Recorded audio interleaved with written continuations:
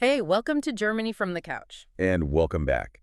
Today we are tackling a big one of Germany's most persistent and frankly most ironic problems. That's right. The chronic, decade-long headache, the massive shortage of high-skilled labor, specifically in MINT. Which is, of course, mathematics, IT, natural sciences, and technology.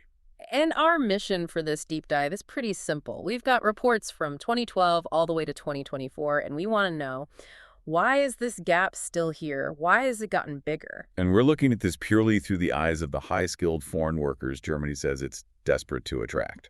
We want to find out why they come, what really happens when they get here. And why a country fighting a so-called war of talents sometimes feels like it's fighting against the very talent it recruits. Where welcomes culture meets a brick wall of bureaucracy. Let's just dive right in with the scale of this thing, the chronic MINT puzzle. Because back in 2012, this was already a red flag. A huge red flag. It was seen as a threat to German competitiveness way back then. And now you look at the 2024 data, and the problem is it's just as bad, if not worse, even with the recent economic slowdown. Persists feels like an understatement. Oh, it is. The demand is just relentless. When we talk about the labor gap, so the open jobs versus the people actually qualified to fill them, we are consistently looking at deficits of over 300,000 open positions. 300,000. That is an enormous number of specialists that are just not there. And that's just today's problem. The real scary part is the demographic wave that's about to crash down. Okay, break those numbers down for us. Well, between 2027 and 2031, so just around the corner, Germany needs to replace 73,100 MINT academics, people with degrees. Every single year. Every single year. And on top of that, another 271,000 MINT specialists and skilled workers annually. So you're telling me that's nearly 350,000 people a year just to stand still, just to replace retirees? Exactly. That's before you even think about growth. If Germany wants to push forward with digitalization, decarbonization, all its big goals, it needs even more people. The domestic pipeline just can't do it.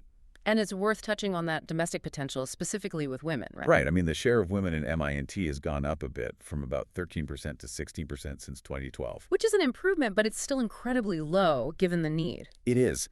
And the sources point to a deeper issue. It's not just getting women to study MINT, it's what happens after.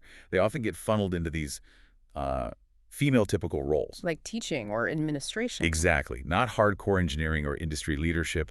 So that glass ceiling is there, but for a lot of women in MIT, it's almost like a glass floor that keeps them in certain roles from the start. Okay, so the domestic supply is tapped out, the demographic clock is ticking, so Germany has to look abroad. And it has. This is where you see this incredible shift. The number of non-EU MINT academics working here has just exploded.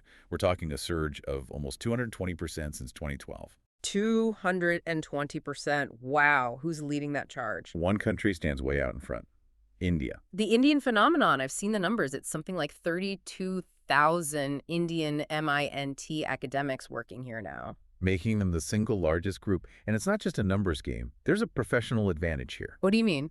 When you look at specialization, MINT workers from Asia, especially India and China, are incredibly specialized in what they call expert roles. We're talking over 60%. And how does that compare to other groups? It's nearly 4 times higher than the specialization rate you see in migrants from, say, refugee countries. They arrive ready for high-level work. So what's the secret sauce? What makes their qualifications so immediately useful? It's the simple, beautiful logic of MINT itself. Global transferability. The laws of physics don't change at the German border. Exactly. The laws of technology, of science, they are global. If you mastered, I don't know, C++ in Bangalore, it works the exact same way in a Berlin startup. The knowledge is universal. Unlike, say, studying law, if you're an expert in Indian tax law, that's pretty much useless in Munich without a massive retraining effort. Precisely. MINT skills just cut through all of that. They're instantly marketable. So on paper, it looks like a perfect match, right? Germany needs talent, India supplies it, friction-free. But we know it's not friction-free, not even close. Which brings us to Germany's invisible hurdles, the push factors. And hurdle number 1, the classic, is always language. Even in the big international companies. Oh, absolutely. The emails, the water cooler chat, the safety instructions, it's all in German. But the problem is so much deeper than just knowing the jargon. It's about perception, isn't it? It's entirely about perception. The sources are really clear on this. Having an accent or not quite perfect German skills gets equated with professional incompetence. So your PhD in quantum physics is seen as less valuable because your grammar isn't perfect. That's the trap. Highly skilled people feel they have to work twice as hard, perform twice as well as their German colleagues, just to be seen as equally competent. That's exhausting. And if you get past that, you hit the next wall. Bureaucracy. The devaluation of your degree. And this is where it gets really shocking. You hear about this recognition law, the Anerkennungsgesetz. This is supposed to make it all easy. Supposed to. But for people who don't come on a pre-approved visa, like someone joining their spouse, they face this massive devaluation. And not just from employers. It comes from the state itself. From the employment agency, the Arbeitsvermittlung. There's this one story in the sources that it sums it all up. A woman, Dalmira R., a former construction engineer. Okay, so the exact profile Germany is crying out for. The perfect profile. Her diploma was officially recognized. But when she went to the agency for support, maybe for a computer course or something, they refused. So what did they tell her to do instead? They pushed her towards non-academic, female-typical jobs, and then they actually suggested she work as a cleaning woman. You cannot be serious. A construction engineer. A construction engineer. The state institution, designed to get people into jobs, told someone with a desperately needed MINT degree to forget her career. It's an active process of dequalification. That is just infuriating. And that brings us to another huge push factor, especially for women, the whole work-life balance issue. A massive source of frustration, especially for women from countries, say, in post-socialist Eastern Europe, where it was just normal for mothers to have high-powered careers. They come here and hit the famous Verein Barkets problem. The compatibility problem. Yeah. The baked-in cultural idea that you can have a career or you can have a family, but you can't really have both as a woman. One woman from Macedonia was quoted saying that being a mother was never a disadvantage at home. Here it is. And it's practical, too. Not enough affordable, flexible childcare. Yeah. So women face this awful choice. Put your career on hold for a family, or vice versa. It pushes them out of the high-demand jobs that require travel or long hours. Which all ties back to what you said earlier about the insiders versus the outsiders. It's the heart of the problem. If you arrive without a job contract, say, through family reunification, your employment chances get cut in half, instantly, especially for women. But if you get that blue card or that expert visa before you arrive, you're an insider. You're golden. The company has already vouched for you. You skip the worst of the bureaucracy, the degree recognition nightmare. Everyone else is thrown into this gauntlet of systemic rejection. Okay, so after all that, the language trap, the bureaucracy, the motherhood penalty, why on earth does anyone still come? What is the actual pull? Well, you have to follow the money.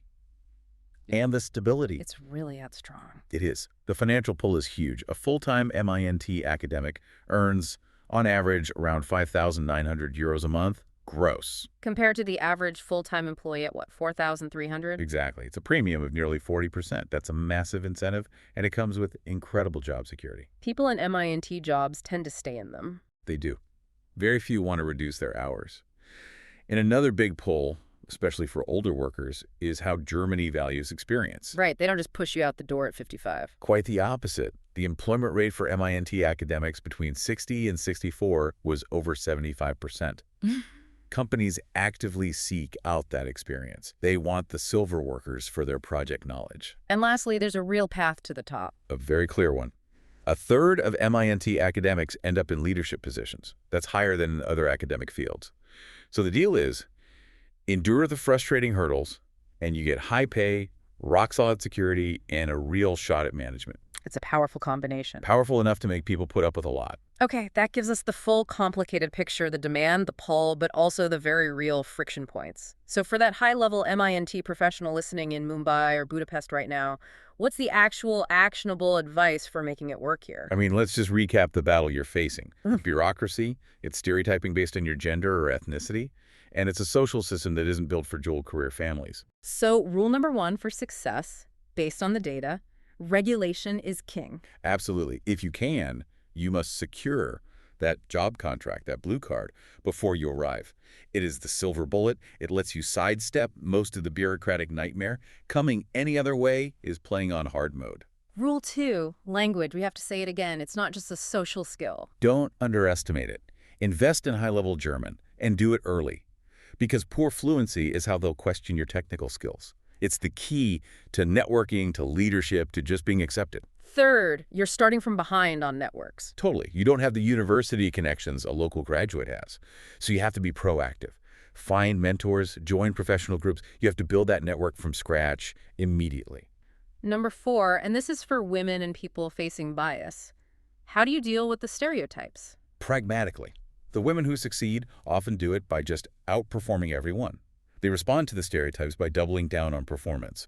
But you also have to be ready to push back. When they try to give you the female typical admin, task-making coffee, organizing meetings, you have to firmly assert your technical role from day one. And the final, very practical warning about family. Be brutally realistic. If career growth is your #1 goal, you have to understand Germany's childcare deficits and its, frankly, non-family-friendly work culture. You have to plan for it because the data shows it has stopped many skilled women's careers in their tracks. It's such a profound irony, isn't it? Germany is out there spending money, broadcasting to the world that it's in a war of talents, desperate for these people. And then the moment they arrive without that golden ticket of a pre-approved contract, the whole system subjects them to this slow-motion dequalification based on their accent, their gender, their paperwork. It's a self-inflicted wound. It guarantees the shortage continues. Absolutely. The talent is out there. The problem isn't a lack of smart people in the world. The problem is that the German system, culturally and institutionally, is still not ready to welcome them properly. That friction is costing the economy hundreds of thousands of jobs. That's all for today's deep dive. Feel free to share your thoughts in the comments. We'll catch you next time. Bye-bye. Bye-bye.